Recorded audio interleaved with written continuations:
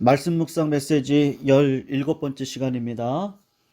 요한복음 3장 16절 이하의 말씀을 제가 잠깐 읽어드리겠습니다.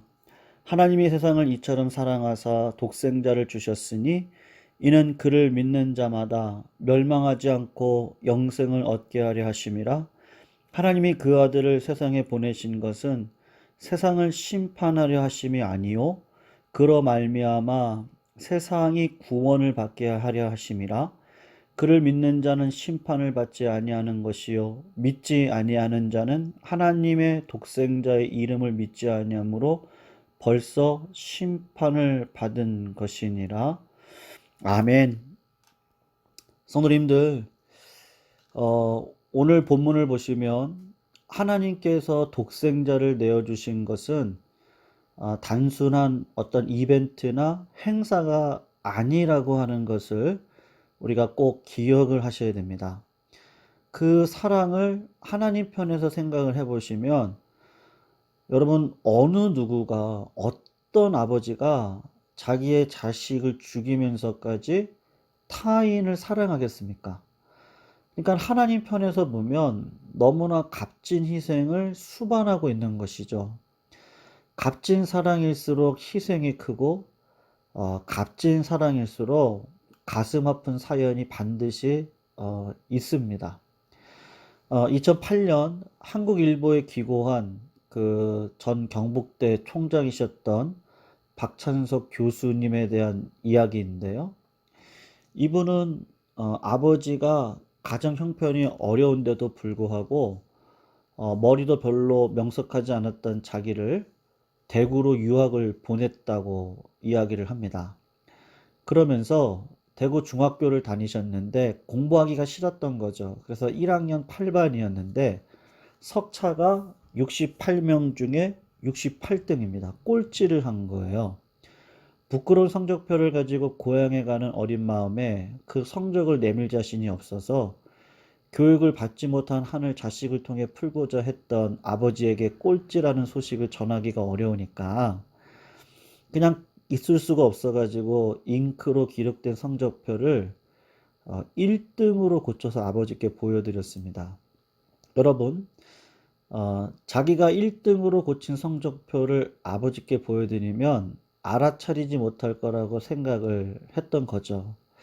어쨌든 친지들이 몰려와서 이 박찬석 교수님이죠. 그러니까 찬석이가 공부를 잘했냐? 그랬더니 아버지 하시는 말씀이 앞으로 봐야지. 이번에는 어쩌다가 1등 했는데 그랬더니 동네 사람들이 자식 잘 뒀다고 책거리라도 해야 되지 않겠냐. 여러분, 그 당시 그 박찬석 교수님의 아버님 댁이 상당히 가난한 집안이었는데요. 아버지가 한 마리뿐인 돼지를 잡아가지고 동네 사람들 모아놓고 잔치를 했다는 겁니다. 아들이 거짓말을 해서 1등을 했다고 했는데 그걸 실제로 믿었던 아버지가 어, 자세, 자기 재산의 1호 목록이었던 돼지를 잡은 거예요. 여러분, 그 아들의 마음에 어떤 마음이 들었겠습니까? 그 사건 이후로 많이 달라졌다고 하는데 항상 그 일이 머릿속에 맴돌고 있어서 공부를 엄청 열심히 했다는 겁니다. 그래서 결국은 대학 교수가 되고 결혼도 하고 또 그 아들이 중학교 입학을 할 때쯤 되어져서 부모님 앞에 가서 33년 전에 있었던 일을 사과하기 위해서 사실은 아버지 그거 제가 거짓말로 1등이라고 했던 거라고 그렇게 이야기를 하려고 했더니만 아버지께서 알고 있다고 그만하라고 손자가 듣는다. 자식의 위조한 성적을 알고도 재산 목록 1호였던 돼지를 잡아 잔치를 하신 부모님의 마음을 뭐 알 수 있겠느냐. 그 마음은 알 수가 없다. 뭐 그런 내용이었습니다. 여러분, 부모가 자식을 사랑하는 이 마음을 자식이 다 이해할 수 있습니까? 자식이 박사학위를 가졌다고 교수라고 대학의 총장이라고 할지라도 부모님의 자식을 향한 마음을 다 헤아린다는 거 어려울 겁니다. 하물며 피조물인 인간이 어떻게 하나님의 사랑을 다 이해할 수 있겠습니까? 세상에 한번 보세요. 논리적으로, 과학적으로 설명이 되지 않는 것들이 참 많이 있습니다. 그 중에 하나가 뭐냐 하면 저는 사랑이 아닐까 싶어요. 하나님이 세상을 이처럼 사랑하셨습니다. 독생자를 주셨습니다. 여러분, 이 구절이 이해가 되십니까? 어떻게 하나밖에 없는 독자를 죄인을 구원하는 일에 인신제사로 내놓습니까? 그것도 이 세상에서 가장 현명하시고 가장 논리적이시고 가장 과학적이신 하나님께서 어떻게 그런 일을 하실 수 있습니까? 여러분, 하나님께서 그렇게 하신 이유는 딱 하나입니다. 요한복음 3장 17절을 보세요. 하나님이 그 아들을 세상에 보내신 것은요, 세상을 심판하려 하심이 아니고 그로 말미암아 세상이 구원을 받게 하려 하심입니다. 모든 사람이 죄사함을 받고 영생을 누리기 원하시는 아버지 하나님의 마음인 것이죠. 사랑하는 성도님들, 선인도 그렇고 악인도 그렇고 다 부활합니다. 죽고 난 다음에 다 부활합니다. 악인도 영생을 누립니다. 문제는 무엇이죠? 누구와 어떤 관계를 영원히 유지하느냐가 사랑은 사실은 중요합니다. 성경이 말하는 구원은 뭐죠? 하나님과의 관계적인 영생이죠. 하나님과 함께하는 영생이 구원입니다. 반대로 심판은 무엇입니까? 하나님과 분리되는 거 아니겠습니까? 하나님을 아버지라고 부를 수 있는 권세를 저희들에게 주셨습니다. 하나님의 통치를 받는 하나님의 나라를 유업으로 받았습니다.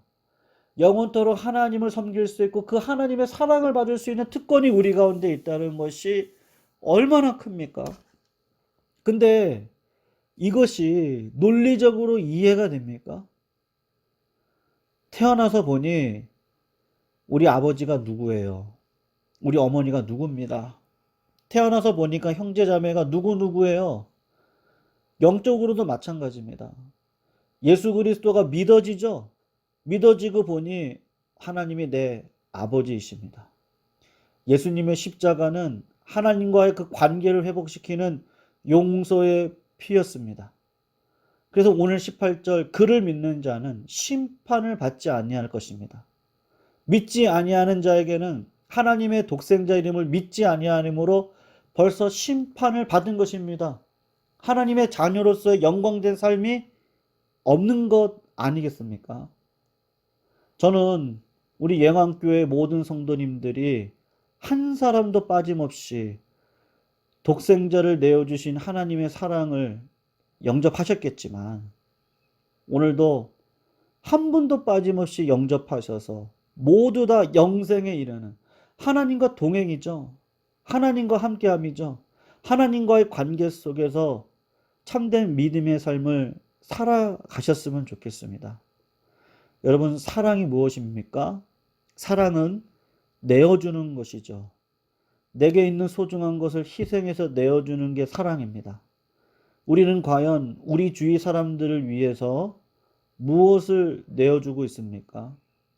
오늘도 하나님이 이 세상을 사랑하셔서 독생자를 주신 것처럼 사랑의 빚진 자로서 그 하나님의 사랑을 이 땅 가운데 증언하는 믿음의 삶을 살아가시는 우리 성도님들이 되셨으면 좋겠습니다. 특별히 이번 한 주간 코로나19로 우리가 비대면 예배 이제 3주째 예배를 드렸는데요.